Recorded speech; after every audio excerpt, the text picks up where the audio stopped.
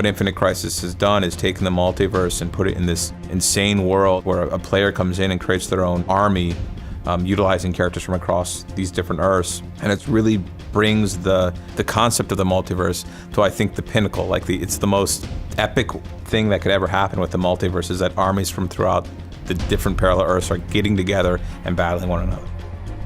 The technology in games has now reached a point where it can provide a very visceral, immersive experience for someone that's into this kind of content, and allowing you to almost feel like you're a superhero in the game itself. I think it was a huge jump for the medium, and I think that's why people gravitate towards it.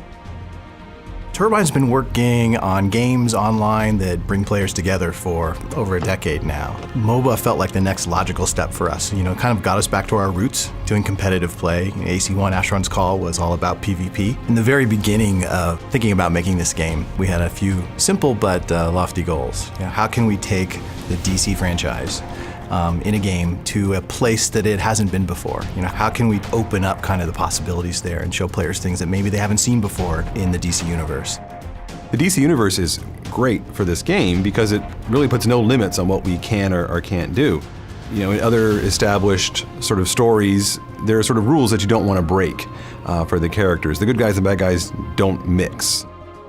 For me personally, DC is kind of the dream setting for this project because one of my favorite characters of all time is Green Lantern. When we work on this game, when we actually showed it to people, it is the ultimate example of iconic characters brought to life in ways that are relevant to people, in ways that actually mean something to people, in ways that actually just resonate.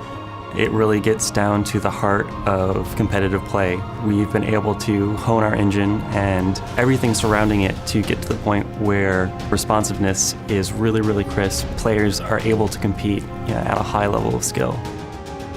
One of the things that we introduced was this idea of sort of dynamic destruction of the environment, and a lot of which is, it definitely makes you feel super heroic when Gaslight Batman shoots his, ultimate skill all the way across the map, and you just see it, a trail of destruction as all these like mausoleums and things are being shattered.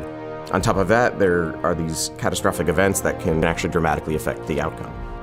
We've been living in this crazy Infinite Crisis world for quite some time now, just amongst ourselves. It's been awesome seeing players get involved and really start taking over this game, and we hope everyone's having as much fun playing it as we've had building it, and we're not done yet. We're just getting started.